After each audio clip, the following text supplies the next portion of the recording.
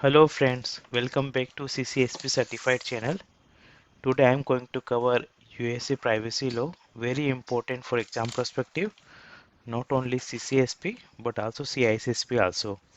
So for CCSP it is part of domain 6 which has weightage around 13%, and for CISSP it is part of domain 1. And as I informed before also, that CCSP, CISSP or other IC square exams are more inclined towards USA and the European laws. So European laws, GDPR we have already discussed.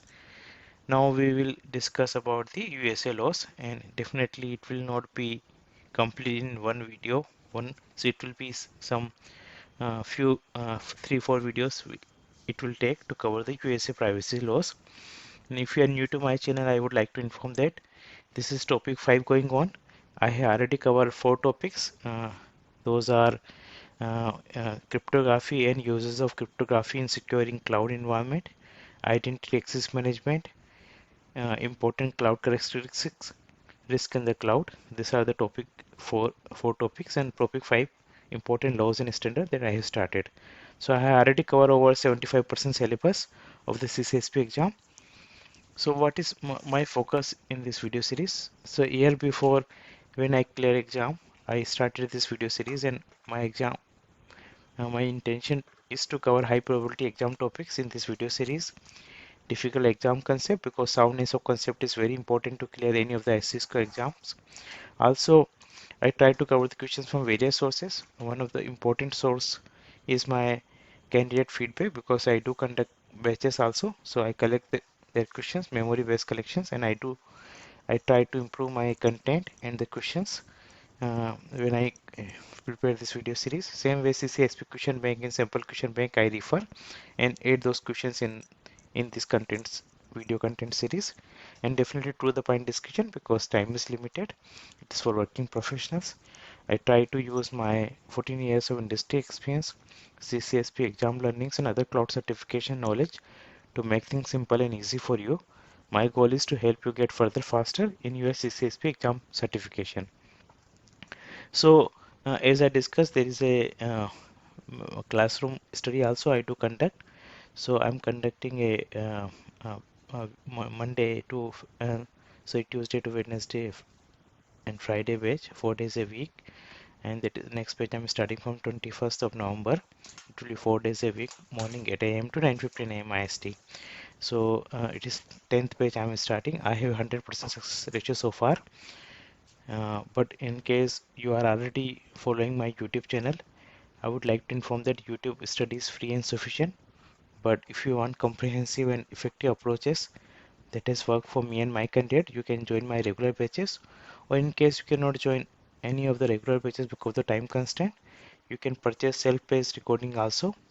And as I important source of my teaching style is my candidate feedback, their memory-based question collection. So those I can pass along with this content when you purchase or enroll for my classes. Otherwise, YouTube study I will try to cover maximum of them. If you are interested, you can write me at the ccsp-certified at the gmail.com or WhatsApp me on this number +91 837 008 1064. So I quickly covered the peace of mind and the uh, few candidate feedbacks. Those is qualified. So there are two candidate who purchased self-paced training from me last month qualified. One was John, second was Pritham. You can see their LinkedIn feedback. I have shared the LinkedIn link also here, and I will post this in this video content also. Also, quickly I cover the peace of mind activity. It is a promotional activity by IC Square. It is like you can get two coupons when you purchase by adding some nominal fees. Like if you pay $199 more, you will get additional attempt. So if you not able to qualify in the first attempt, you can go with the second attempt and just give the peace of mind and you go with the relaxed mind. So in case you are planning for any of the SC exam, I suggest that go with the peace of mind promotional offer. So we quickly cover the topic of the day, which is the US laws. Before this, I will cover the PII. What are the PII? what are the US laws on computer crime. So though we are covering the privacy laws, but computer crime is part of CISSP, and good to start with them first. And the last one, the USA privacy laws. So we'll have some sneak peek of the privacy laws in this video. In the next video, we'll discuss them in detail. So what is personally identifiable information? PII. So any data that could potentially identify a specific individual or any information that can be used to distinguish one person from another. So those informations are called as PII. There is no standard set of list. Different countries, different laws has a different set of PIIs. So for USA, we have a NIST SP 800-122, which has mentioned name, social security number, date of birth, place of birth, mother's maiden name, biometric records. It is all part of the PII, not necessary to remember this standard and this PII details. Just to remember that we have uh, data that can potentially identify an individual, and it's very important to protect them because different laws cover them. So like HIPAA, which is for health patient related laws in USA, that will cover in today's lecture, that has a patient information, or EPHI as a PII. And just to let you know that PHI is not personal, it is protected health information. So it's good to know that each P is not personal. This time P is protected health information. There is a GLBA, which is financial privacy law in USA, that will also cover in today's lecture, that has account number and balance also as a PII data. You cannot know the balance of any person. Same way in Europe, in European directories, they have a cell phone numbers, mobile numbers also as a PII data. You cannot pass that. It is a personal data of someone else. So now we cover quickly the US laws on computer crime. So US very advanced. They are very educated people. They consider themselves as advanced in the developed countries. So they have built all these computer crimes long before. So in India, it is started after 90s that we started using computer. But in USA, even in 1986, Computer Fraud and Abuse Act (CFAA) is there, which has been enacted to make a crime to access in classified information or financial information in the federal systems. It's more of the government organizations. If any information is classified or financial nature, if you access without proper authorization, then you become a criminal. So you will be criminally prosecuted. It is not a civil case that will be filed against you. In that case, CFAA will make you a criminal uh, prisoner. Same way, the Computer Security Act of 1987, a year later, it was intended to improve the security and privacy of sensitive information in the federal computer system and to establish minimal acceptable security practice for each systems. So such systems which contains the sensitive information, what should be the minimal acceptable security practice? It has been defined under these laws. There is very important FISMA, very important for exam perspective. We'll cover them that in later phase, but just give you overview. In 2002, which is amended again in 2014, a legislature defined a comprehensive framework. It is a framework to protect government information, operation and asset against natural or man-made threats. So any threats which is either natural or man-made, how to protect that information, and that is government information. It is mainly for government organizations. This framework is being enacted. So we'll cover this computer crime also, especially FISMA later. We quickly cover the USA privacy laws. So you know that around in 1719, USA Constitute is being formed, and there are four amendment has happened to that. Fourth one was associated with the privacy. So privacy was not a by default a rights to the citizen of USA. So in 1955, fourth amendment happens. So you know, 1955 we were struggling to get roti kapda makan. They were uh, enacting the laws for the privacies also. So it protects the American people from unreasonable search and seize of the data. In 1955 itself, this fourth amendment came. But it's very strange to know that till from 1955 to 2014, 24, no single federal laws governing data protection in the USA. And a very, very strange thing that USA does not have any single federal law governing the data protection. So although there is no explicit constitutional guarantee of the privacy, many federal laws are designed to protect the privacy or private information to the government maintains about the citizens. So there are laws, they are supporting the privacy of the citizens of the USA, though there is no specific laws like GDPR in the USA, and then how USA and the Europe do the business, that we will also cover in one of the slides. That's also very important for exam perspective. But here, if they ask that which country does not have any um, federal laws or the national-wide laws for the privacy, the answer should be USA if the USA is one of the option. And there are some laws, we'll cover them now in the next slide. So we'll go in the sequential manner, though not all are important. We will cover them important only in the next lecture, but we'll see in the sequential order. So first law, which is Federal Privacy Act of 1974, it is very first attempt to make a privacy as a law in the USA, and that forbids US federal agencies from sending private information without consent. So it is applied to the government agencies only, and not with the private agencies like Facebook. They are not liable to this Privacy Laws Act of 1974.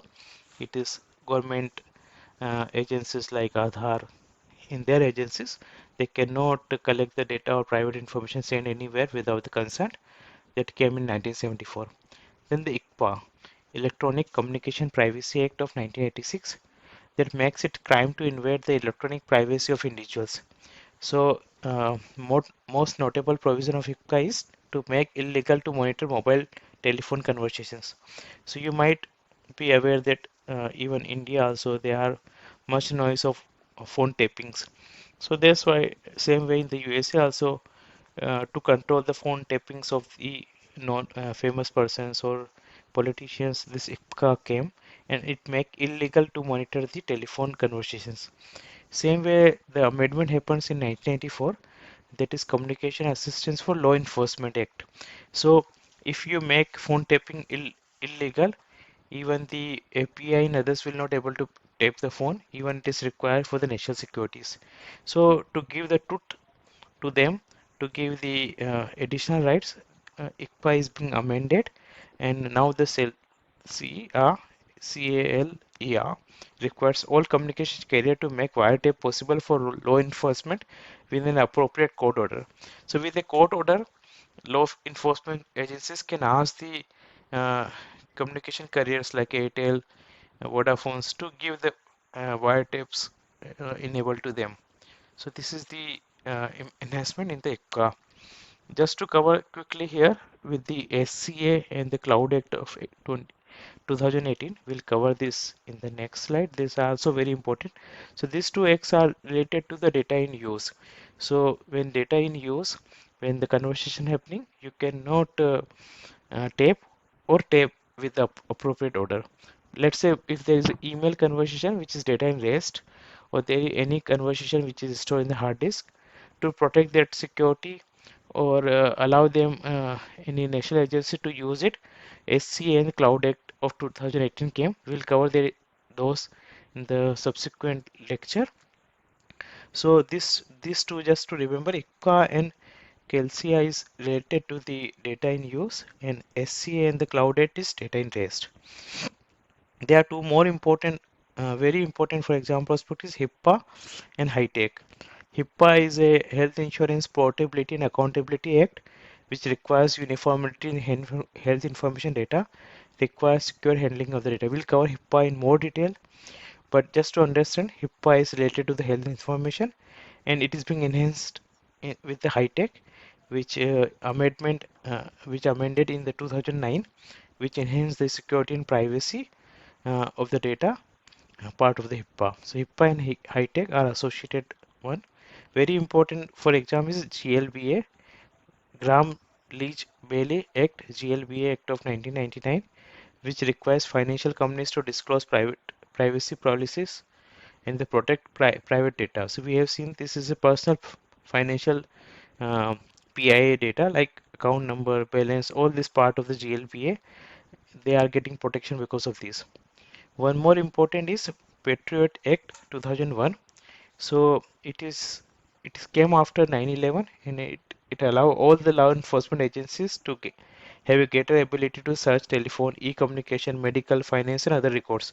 So it is like taking away all the rights given to the citizens by this law, because it is associated with the law enforcement agency doing the search against the 9/11 attack. So just to cover that, not all are important. HIPAA, HITECH, and few important which I am mentioning here, like FedRAMP, which is for cloud, and in every exam paper I can see a paper question asking FedRAMP is associated with whom. It is associated with the NIST 853 standard that will cover in detail. Same way SC and Cloud Act we have just seen. California Consumer Privacy Act, very important, and it is a very good act, can be part of the US federal laws, same like GDPR. So it's very good laws. We'll cover that also. COPPA is for associated with the child security and privacy. FERPA associated with the education of the student. So all the colleges cannot disclose the data of their students, cannot sell the data. And PIPEDA, that is a Canada laws. So we'll cover these FairTrams, HIPAA, GLBA, COPPA, FERPA, PIPEDA in subsequent lectures. So today we'll see some of the questions that may be asked from this topic. So first one is, when an Amazon cloud customer upload their customer personal data, PII data to cloud providers, who become ultimately responsible to the security of the PII. So this question you can expect is more a common sense based question. They can ask this question again and again by changing the language. Always, who is responsible? It is the cloud customer. So when you go to the cloud, just delegate the work, but you don't delegate the responsibilities. Always responsibilities lies on the one who is collecting the data. It is cloud customer responsibility. Next one, which of the following countries does not have any federal privacy law that compliant with the EU General GDPR, General Data Protection Regulations? So if such questions comes, whether you know whether Argentina has a law or not, Israel has a law or not, Australia has a law or not, but you always know USA does not have a law. So don't worry about the all three option. If such question comes, always go with the USA. USA does not has any privacy laws, and if you talk about the EU, how EU can do the business with USA if it does not have a law, we'll cover in the subsequent lectures. But USA does not have a law that comply with the GDPR. Rohan is a chief privacy officer of a financial institute and researching privacy issue related to the customer checking accounts. Which of the following laws is most likely to apply to the situation? So as I informed that you should have a at least bigger overview of all the laws. You don't need to be go in detail, only few laws you go into detail. One of them is this. So we have seen this financial privacy comes with the GLBA. We have seen this in 1999. USA has passed this GLBA laws. According to this, account number and the balance also part of the PII data. Which of the following pieces of data is considered PII in EU but not in US? So we have seen that EU has a very unique one, which is mobile phone number. So date of birth, home address, name, these are very common part of PII in all the countries. But the mobile phone number also part of PII in the European Union. Last one, very important, this type of question you can see in the exam. This I have collected from the question bank directly. So let's say you are a student at a private medical teaching college in the Middle East or Midwestern United States. You make your tuition payment directly from your bank account via debit card. Which of the following laws and standard will not be applicable to you, your personal data or the data you work with as a student? So we have seen that different laws, you know which laws is for what. So we have seen the HIPAA is associated with the health industry, and it is for medical students teaching college, so HIPAA might be applicable. We have seen that PCIDS is associated with the credit card or debit card, and you are making payment, then it might be applicable. FERPA, we just covered FERPA, not in detail. FERPA is for the students' rights. So FERPA is also applicable because you are a student. SOX will not be applicable. We have covered SOX in detail in the previous lectures. If you miss those lectures, do check them. Very important for exam perspective. SOC 1, 2, 3 report.